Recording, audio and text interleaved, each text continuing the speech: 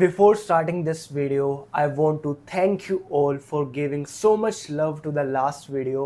और आज की इस वीडियो में मैं कवर करूँगा जितने भी आपके क्वेश्चन थे लास्ट वीडियो में, चाहे हो वो मेरे प्रोफाइल को लेके, क्या स्ट्रेटजीज आपको अपनाने चाहिए, मुझे कैसे जो है शॉर्ट लिस्ट इतनी सारी आई और मैं कैसे उनको कन्वर्ट कर पाया। अगर आप है aspirant for CAT 2026 then this video is a must watch for you. और या फिर अगर आप है कंफ्यूज कि मुझे कौन सा कॉलेज चुनना चाहिए, मैं बताऊंगा मैंने क्यों चुना जोन सा कॉलेज में मैं जाने वाला हूँ। So stick to this video, I promise this will make all the sense in the end. तो स्टार्ट करते हैं। I will keep it short and crisp. I have made this lovely slide for you जिसमें मैं बात करूंगा कि मेरी profile क्या है, अगर आप 2026 को टारगेट कर रहे हो तो स्ट्रैटेजी क्या होनी चाहिए। So let's start the video without wasting any more time. Before starting, if you are new to this, please subscribe this channel because that's the only motivation I have to continue making these kind of videos. So let me go to the slide. Okay, so let's first talk about my profile. So अगर मैं अपनी profile के बारे में बात करूं, पहले आता है CAT percentile, how much did I score in my CAT examination. तो इस पे अगर मैं क्लिक करूंगा then you can see my overall percentile was 93.59 which is quite decent. VARC का मेरा जो था 85.99 एंड सरप्राइजिंगली ये मेरे लिए काफ़ी ज़्यादा शॉकिंग था क्योंकि मेरे VARC के स्कोर काफ़ी ज़्यादा वेरी कर रहे थे, कभी काफ़ी कम आ जा रहे थे, कभी सही आ जा रहे थे।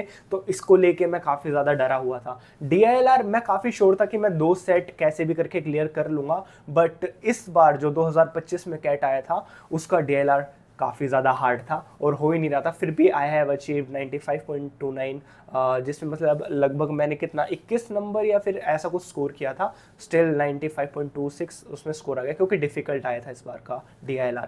क्वांट्स था मेरा सबसे डिसअपॉइंटिंग सेक्टर क्योंकि मैंने इसके लिए सबसे ज़्यादा प्रिपेयर किया था। क्वांट्स के मतलब सारे टॉपिक्स हुआ, सिलेबस हुआ, क्वेश्चन हुआ, सब लगाए थे, बट सिली मिस्टेक्स के कारण इसने मेरा काफ़ी ज़्यादा स्कोर ड्रॉप किया। तो ऑल ओवर जो मैं VRC से एक्सपेक्ट कर रहा था नहीं कर रहा था वो उसने कर दिया, और क्वांट से जो मैं कर रहा था उसने बिल्कुल ही डुबो दिया। दैट्स वाई स्कोर थोड़ा सा कम आ गया, वरना मैं आराम से 96-97 की रेंज में लाई कर रहा था। कोई नहीं, बहरहाल जो हुआ अच्छा हुआ। अब मैं लेके चलता हूँ, ओके, ये था मेरा कैट परसेंटाइल। अब मैं आपको लेके चलता हूँ जिसने मेरी सबसे ज़्यादा हेल्प करी। अगर आप फ्रेशर है तो मैं आपको बताना चाहूँगा, एंड जो रिजल्ट्स आते हैं उसमें कंपोजिट स्कोर निकलता है और जिसमें आपका वर्क एक्सपीरियंस काफ़ी अच्छा खासा आपका बूस्ट कर सकता है, जो कि मेरे केस में हुआ। मेरा वर्क एक्सपीरियंस था ऑलमोस्ट 2.5 ईयर्स, जो कि काफ़ी एकदम बढ़िया स्टेज होता है 2 साल से लेके 3 साल तक, जब आप MBA के लिए जा सकते हैं, क्योंकि इसमें आपको सबसे ज़्यादा स्कोर देखने को मिलता है। And IIM Trichy for which I goat the short list, उसमें मेरे कंपोजिट स्कोर में 10 में से 10 नंबर मिले हैं मेरे वर्क एक्सपीरियंस को। अगर मैं बात करूं अपने एकेडमिक्स की, जिसकी वजह से मेरे काफ़ी सारे शॉर्ट लिस्ट रुक गए हैं, और मेन रीज़न ये है कि मैं वापस कैट की तरफ नहीं जा रहा क्योंकि मेरे एकेडमिक्स में काफ़ी ज़्यादा डामाडोल हो रखा है। 10th में मेरा अच्छा CGPA है, 9 CGPA, 12th में काफ़ी कम है 69.83, and if I talk about graduation it's 7.73 CGPA। इस 12th के फैक्टर की वजह से काफ़ी ज़्यादा जो कंपोजिट स्कोर है वो कम हो जाता है, और ये भी एक काफ़ी बड़ा फैक्टर होता है आपको शॉर्ट लिस्ट आएगी कॉलेजेस की या नहीं। Even I tested on one of the platform where I filled my data, और मैंने ये डाला अगर मेरी 98 परसेंटाइल आई होती तो मुझे कौन कौन से कॉलेज की शॉर्ट लिस्ट आती, and you will be surprised, ब्लैकिज में से फिर भी सिर्फ लखनऊ ही मुझे कॉल देने वाला था। जितने भी ABC हैं वो कॉल ही नहीं देते because of the academics. They heavily rate to the academics अगर आप ABC को टारगेट कर रहे हो, बट लखनऊ दे सकता है, इंदौर दे सकता है, कोई कोड दे सकता है। फॉर दैट आपको फिर इंटरव्यू में काफ़ी ज़्यादा अच्छा स्कोर करना पड़ता है। अगर मैं बात करूँ फोर्थ एंड मोस्ट, काफ़ी लोगों का क्वेश्चन था कि आपकी शॉर्ट लिस्ट कैसे आई, तो आई came from category OBC NCL. I want this channel to be transparent। जो भी चीज़ें मैं बता रहा हूँ एकदम ऑनेस्टी के साथ, जो है OBC NCL, इस वजह से मेरी जो जैप की शॉर्ट लिस्ट आई थी, और ये थी मेरी all over profile. So now at this stage if you want my opinion, my recommendation, आप रुक सकते हैं मेरी प्रोफाइल को देख के, वरना यू हैव मैनी मेंटर्स, आप उनसे पूछ सकते हैं। और मैं भी इस चैनल पे ये नहीं सपोज कर रहा कि मैं मेंटरशिप काइंड ऑफ वीडियो बनाऊं, जस्ट ये चैनल मैंने बनाया है अपनी स्टोरी शेयर करने के लिए। आप मेरे साथ, आप भी अगर MBA करें या फिर आप भी एस्पिरेंट हैं, आप फॉलो कर सकें, that's the main cause of creating this channel, to share my journey, that's it. इसमें कोई वो नहीं है कि मैं टीचिंग, अभी ऐसा कुछ नहीं कि मैं टीचिंग करने लग जाऊँ या फिर, because I have already shared my profile. इसके बाद काफ़ी सारे लोगों का मैसेज आया था, अगर हम प्रिपेयर कर रहे हैं 2026 के लिए, व्हाट शुड वी डू। मैं कोई टीचर नहीं हूँ, शायद काफ़ी अच्छे अच्छे टीचर है वो आपको बेटर गाइड कर सकें, बट एक चीज़ मैं ज़रूर गाइड कर सकता हूँ, अगर मैं रिपीट करने जाऊं, मैं कौन सी वो चीज़ें हैं जो अपने जो भी मतलब तैयारी उसमें लाना चाहूँगा, जिससे स्कोर काफ़ी अच्छा खासा बूस्ट कर सकता हूं। अगर आप वो भी फॉलो करते हैं जो मैंने गलतियां की, अगर वो अवॉइड करने की कोशिश करेंगे, डेफिनेटली आप मेरे से अच्छा ही स्कोर करेंगे। तो उसके लिए आप ये चीज़ देख सकते हैं। तो अगर मैं बात करूं, प्रोफाइल को हम बंद करते हैं, let's go to strategy. Core philosophy का क्या मतलब है। काफ़ी सारे कमेंट से मैं कितना स्कोर करूं, 93 या 95 की मुझे ये कॉलेज की शॉर्टलिस्ट आ जाए। So believe me friends, CAT इतना ज़्यादा प्रेडिक्टेबल एग्ज़ाम नहीं है कि आप जो मर्जी चाहें वो। Always try to aim for 99 percentile. क्या आपको लग रहा है मैं 93 के लिए एम कर रहा था? No, I was aiming for 99 percentile. On the end day it can be very unpredictable, कुछ भी हो सकता है। So I will suggest just aim for 99, aim for the moon, you will land on the stars. यही concept, यही philosophy आपको लेके चलनी है। भूल जाओ कि मैं 92% ले आऊँगा, 95 ले आऊँगा या 90, जस्ट शॉर्टलिस्ट आ जाए इतनी परसेंटाइल ले आऊँगा, वो वर्क नहीं करेगा। अगर आप 90 के लिए एम कर रहे हैं, सोचो कहीं 80 आ जाए। सो बेस्ट है आप एटलीस्ट टॉप के लिए, अभी तो आपके पास काफ़ी टाइम है। भूल जाओ कि मैं मैथ्स में वीक हूँ, मेरा ये VARC बेकार है। अगर आप अभी से कंसिस्टेंटली बिल्ड करना स्टार्ट करेंगे, काफ़ी अच्छी स्टेज में पाएंगे by the end of the exam. तो मैं यही सजेस्ट करूँगा at this stage, just aim for 99 percentile. मतलब बिलीव करना था, एटलीस्ट स्टार्ट कीजिए, उस पर काम कीजिए, और फिर रिजल्ट कुछ भी आता है, आपने एफर्ट्स तो डाले हैं, that's it, that's a whole philosophy. VARC अगर मैं अपना बताऊं यार, मैंने काफ़ी ज़्यादा स्ट्रगल किया VARC में। जो पैसेजेस थे, मैं कुछ भी मतलब आंसर था वो कभी गलत हो जा रहा था, कभी ठीक हो जा रहा था, एंड तक मैं इसे समझ नहीं पाया। अगर मैं बात करूं मैंने कोचिंग वगैरह, यार कोचिंग से मैंने ट्राई किया, मैंने मल्टीपल कोचिंग्स ली, तो वहाँ से भी मुझे हेल्प नहीं मिल पाई। मतलब इट डिपेंड्स कि आपका किससे आप, मतलब ये चीज़ इसलिए मैं बोल रहा हूँ, आप मल्टीपल वीडियोस पे जाए जहाँ से आपको कंफर्ट मिले, वहाँ पढ़ने का ट्राई कीजिए। मैंने मल्टीपल कोचिंग्स में ट्राई किया, मैं समझ नहीं पाया उनके कॉन्सेप्ट वगैरह, या मैं मतलब उनके लर्निंग जो पढ़ाने का तरीका था जो उनका, तो इस वजह से मैंने उनको अलग अलग ट्राई किया, क्योंकि मैं नहीं चाहता था कि एक ही भी स्टिक करो और एंड में कुछ रिजल्ट ही ना हो। मैंने जब तक ट्राई किया, जब तक मुझे कोई अच्छा टीचर ना मिले मेरे लिए।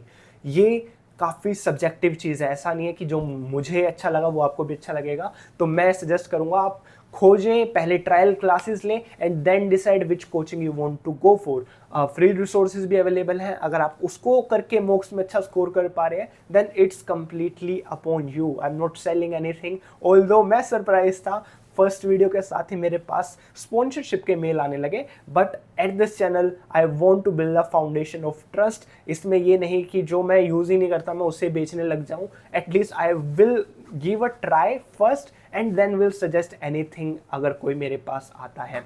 तो अभी के लिए मैं यही कहूँगा, रिसर्च कीजिए अपनी, यूट्यूब पे काफ़ी सारा कंटेंट अवेलेबल है, अगर अलग अलग कोचिंग्स अवेलेबल है, वो फ्री क्लासेस देते हैं, उनकी क्लासेस लीजिए, 4-5 क्लासेस 2-3 हफ्ता लेके देखिए, और उसके बाद अगर आपको लग रहा है हाँ यहाँ से पढ़ के मैं अच्छा स्कोर कर सकता हूँ, then you can go for it. क्योंकि आपकी MBA की ही फीस अगर मैं देखूँ IIMs में 20 से 25 लाख रुपए है, और 10-20 हज़ार अगर आप कोचिंग पे लगा देते हैं जहाँ आपसे लग रहा है कि मैं अच्छा स्कोर कर पाऊंगा, then why not. I will prefer go for online coaching, offline मैंने ट्राई नहीं की, अगर आपको लगता है तो आप कर सकते हैं। VARC का ये था, DALR भी थोड़ा VARC के साथ साथ था। क्वांट सरप्राइजिंगली मेरा काफ़ी अच्छा फैक्टर था जिसने धोखा दिया मेरे साथ कैट में, बट स्टिल क्वांट्स को लेके मैं काफ़ी ज़्यादा अश्योर्ड था कि मैं इसमें अच्छा स्कोर करूँगा। अनफॉर्चुनेटली वो हो नहीं पाया, क्योंकि इसके जो टीचर थे वो उन्होंने मुझे मतलब उनका पढ़ाने का तरीका मुझे काफ़ी अच्छा लगा, जो कि सुधांशु सर है, वो आप यूट्यूब पे देख सकते हैं। उनकी मैंने बूट कैंप्स थे, कोचिंग की तरफ नहीं गया, उनके बूट कैंप्स आते हैं जो पूरा सिलेबस कवर कराते हैं, वो लेके मैंने फिर उसके क्वेश्चंस लगा के तब अच्छा स्कोर करना स्टार्ट किया था। And thank you Sudhanshu sir for the help. तो ये चीज़ मैं कह सकता हूँ 4 quants Sudhanshu sir is best for me. तो ये चीज़ स्ट्रेटेजी अगर आप कर रहे हैं तो सोचिए, आपके पास काफ़ी टाइम है, ये नहीं किसी की वीडियो देखे और मान लिया हाँ आपसे मैं ही। ट्राई योर वे, सबका जो रास्ता होगा वो अलग अलग होगा, आपके लिए कौन सा वर्क कर रहा है, you need to find out that for you. Strategy तक यही था। अगर मैं बात करूँ रिसोर्सेज की, मैं इसे कवर कर चुका हूँ। रिसोर्सेज में फ्री रिसोर्सेज काफ़ी ज़्यादा अवेलेबल है यूट्यूब पे। जो VARC है मेनली, उसका तो मैं कहूँगा बूट कैंप्स ट्राई कीजिए जो पूरा सिलेबस कवर कराते हैं। सिलेबस है नहीं ऐसा कुछ, आपको मेन अपनी जो रीडिंग स्ट्रेंथ है, रीडिंग एबिलिटी है, वो बढ़ानी होती है, पैसेजेस पढ़ने होते हैं, आदत लगानी होती है basically. Consistency is the key for all the like sections, like VARC हो गया, DLR हो गया। अगर आप DLR के सेक्शन मतलब सेट्स भी आज से 2-2 करके ही लगाना स्टार्ट करते हैं एंड तक, you will be in a different stage. आप बिल्कुल 99 98 परसेंटाइल क्रॉस कर जाओगे, ये मैं लिख के दे सकता हूँ अभी से। हाथ से अगर आप सिर्फ 2 सेट डिफिकल्ट सेट्स उठाना स्टार्ट, या डिफिकल्ट नहीं हो तो easy to medium, then difficult sets try करना स्टार्ट करेंगे, I can write on a blank paper, आप 99 में फॉल कर जाएंगे। कंसिस्टेंसी क्योंकि काफ़ी बड़ा फैक्टर जो है प्ले करती है कैट एग्जामिनेशन में। फ्री रिसोर्सेज आपको काफ़ी सारे अवेलेबल मिल जाएंगे यूट्यूब में, I will try to find out and put in the description. But honestly काफ़ी सारे वेरिएशंस है, टीचर्स अलग अलग हैं। मैं आपको सजेस्ट करूंगा अलग अलग टीचर्स के वीडियोस देखना का ट्राई कीजिए, जो सा अच्छा लग रहा है बस उसे पकड़ के उनकी वीडियोस देखिए, उनसे पढ़िए, and you will do amaze in the CAT examination. Mocks is the single most factor, जो मैं कितना भी एग्जैचुरेट कर लूँ कम है, मोक्स ही डिसाइड करेगा आप कितना स्कोर करने वाले हैं कैट एग्जामिनेशन में। That's for my personal experience. अभी आप सिलेबस कवर कर रहे हैं, गुड, महीने में 1 मॉक दे दिया या फिर 2 मॉक दे दिए, दैट्स इट। बट एज आप सितंबर की डेडलाइन क्रॉस करते हैं, you have to give mock every single week, और मे बी हफ्ते में 2, और फिर उसे अच्छे से एनालाइज करना, मैं कहाँ पे लैग कर रहा हूँ, काफ़ी ज़्यादा इंपॉर्टेंट है। अगर मैं अपने आप को एडवाइस करूं कि अगर मैं जाता इस वाले साल वापस से कैट देने, ये एक सिंगल मोस्ट फैक्टर होता जिस पे मैं काफ़ी ज़्यादा जो है तवज्जो देता या फिर ज़्यादा कंसंट्रेट करता, वो होता मॉक्स। मैं इसे मतलब बोल नहीं सकता, काफ़ी सारे फ्री मॉक्स अवेलेबल हैं। पहली चीज़ आपको क्या करनी है, आपको जितने भी फ्री मॉक्स अवेलेबल हैं पास्ट ईयर्स के, इजीली अवेलेबल हैं, साइट्स होती हैं जो फ्री अवेलेबल कराती हैं। जैसे अगर मैं भूल नहीं रहा, मैं आपको लिंक डिस्क्रिप्शन में शेयर कर दूंगा, जो प्रीवियस ईयर क्वेश्चन पेपर के फ्री मॉक्स अवेलेबल कराती हैं, जो जितने भी कैट एग्जामिनेशन हुए हैं वो आप दे सकते हैं, आप देख सकते हैं आप कहाँ फॉल करते हैं, एंड देन प्रिपेयर, उसके सारे क्वेश्चंस लगाइए, वो ही आपकी आधी प्रिपेयर करवा देगा आपको ईजिली। ये चीज़ आप करेंगे डेफिनेटली आपको हेल्प मिलेगी। मॉक्स is a single most factor, मतलब काफ़ी इंपॉर्टेंट फैक्टर जिस पे आपको काम करना ही करना पड़ेगा अगर आप कैट 2026 को एम कर रहे हैं। And in this last most of the question arrives, जो कि मैं ऑलरेडी कैटर कर चुका हूँ, मैंने आपको प्रोफाइल डिस्कस की, स्ट्रैटेजी डिस्कस करी, इसके अलावा जो बोनस टिप्स हैं वो अब मैं लेके चलता हूँ। What I would do differently, ये चीज़ मैंने अभी कवर कर दी है। अगर मैं फिर से कैट देता, मैं काफ़ी ज़्यादा मॉक्स देता, क्योंकि सिलेबस ऑलरेडी मेरा कवर हो ही चुका है, उसे मैं जितनी बार पढ़ूंगा मेरा और अच्छा ही होते जाएंगे कॉन्सेप्ट्स। हाँ, एक चीज़ और, आप डायरेक्टली हैवी क्वेश्चंस या बड़े बड़े क्वेश्चंस लगाना स्टार्ट मत कीजिए, बेसिक्स को अपने क्लियर कीजिए। ये मेरे मेंटर ने मुझे सिखाया था, Jatin if you are giving mock again, जब मैं सेकंड अटेम्प्ट के लिए जा रहा था, अपने बेसिक्स को स्ट्रेंथन करो, जितने भी क्वांट्स के बेसिक टॉपिक्स हैं वो क्लियर करो, देन उसके ऊपर बिल्ड करो। बिना बेस के कोई बिल्डिंग टिक नहीं पाएगी। So you have to be very very clear about your basics. उन्हें अगर आप स्ट्रेंथन करेंगे तो आप अच्छा कर पाएंगे। पहले इजी क्वेश्चंस, फिर हल्के से डिफिकल्ट, फिर अपने आप को टेस्ट कीजिए, टाइम लगाइए, स्पेंड करिए, and you will do definitely great in your CAT examination. अब दूसरी चीज़, I am calls from 93% OBC category. अगर इस पे मैं बात करूं, जब मैंने एग्ज़ाम दिया था मैं काफ़ी ज़्यादा डेवस्टेटेड, मतलब मैं ऐसा था कि यार कैट हो गया है ख़राब। सिर्फ मैं सोच रहा था कि क्वांट्स ने जो मेरे साथ हुआ काफ़ी अनप्रेडिक्टेबल, क्योंकि मैं काफ़ी अच्छा स्कोर कर रहा था मॉक्स में, डीएलआर में अच्छा स्कोर कर रहा था, उसका सेट नहीं हो पा रहा था। बट जब मैंने आके जब स्कोर आया और जब आपको पता होगा कि प्रेडिक्टर्स आ जाते हैं कि आप कितना स्कोर करने वाले हैं, उसमें सडनली 93 94 आने लगे, क्योंकि मैं होप छोड़ चुका था। मुझे लग रहा था 85 87 ही आने वाला है, क्योंकि काफ़ी सारे कोचिंग यही बताए थे 87 अगर आपका ये स्कोर है तो इतना होगा। बट जब मैंने प्रेडिक्शन में देखा, मैं 93 से 96 के रेंज में फॉल कर रहा था, क्योंकि 2025 का पेपर एक्चुअल में काफ़ी डिफिकल्ट आया था और स्कोर्स काफ़ी कम हो गए थे, जो कि एक एडवांटेज है। बिलीव मी, इजी पेपर में सभी स्कोर कर देंगे, अगर डिफिकल्ट आ रहा है और आपने डिसेंट भी स्कोर कर रहे हैं, आपकी परसेंटाइल काफ़ी ज़्यादा बूम कर जाएगी। It work for me at least. तो मैंने देखा यार इसमें तो अच्छी कॉल्स आ सकती हैं। Then I started preparing for my mock interviews, और जब कॉल्स आना स्टार्ट हुई तो लगभग जितने फॉर्म्स मैंने भरे थे, चाहे वो एमडीआई गुड़गांव हो, आईआईएफटी दिल्ली हो, सारे के सारे कॉल्स मेरे पास आई। और इसके ऊपर फिर आप देख ही सकते हैं जो मैंने इंटरव्यूज़ कवर किए हैं, कैसे गए कैसे नहीं गए, कन्वर्ट्स देख सकते हैं जो जो मेरे हुए हैं। अभी करंट स्टेज पे मैं डेफिनेटली आईएम त्रिची की तरफ जा रहा हूँ। लास्ट वीडियो में मैंने पूछा था आईएम त्रिची वर्सेस मद्रास, काफ़ी सारे लोग मद्रास की तरफ मतलब झुकाव था, एंड काफ़ी सारे लोग बोल रहे थे ऑब्वियस चॉइस आईएम त्रिची। मैं जो पिक कर रहा हूँ वो है आईएम त्रिची। नो मतलब कोई गलत नहीं ठहरा रहा मैं जो आईएम मद्रास आईआईटी मद्रास चुन रहे थे, मेरी ये पर्सनल चॉइस है। I want to go with IIM brand, that's it. इसके अलावा कोई बड़ा रीज़न नहीं है। लॉन्ग टर्म में अगर मैं देखूंगा, मैं इन्विजन कर पा रहा हूँ कि आईआईएम त्रिची काफ़ी ज़्यादा आउट परफॉर्म कर जाएगा आईआईटी मद्रास को इन एमबीए फील्ड। बट अगर आपके डिफरेंट ओपिनियंस हैं, आई एक्सेप्ट दैट विद, मतलब कोई ऐसा नहीं है कि आप गलत हैं, बिल्कुल गलत है, मैं ठीक हूँ, ऐसा नहीं। It's just a personal choice. और अगर आपके पास कोई भी क्वेश्चंस है या फिर कुछ भी सुझाव है, आप कमेंट्स में लिख सकते हैं। I will try to answer all the comments, and that's it for this video. I will keep it short. अगर आप नए हैं इस चैनल पे, so please please please subscribe this channel, because आने वाली वीडियोज़ मैं पूरी एक्सप्लेन करूँगा, चाहे वो केस कॉम्स हो या मेरी आईएम त्रिची की लाइफ, सब कुछ कवर होने वाला है इस वीडियो में। सो आप मेरे साथ जर्नी में बने रहें, क्योंकि हम इससे काफ़ी दूर जाने वाले हैं। Thanks for watching, have a great day.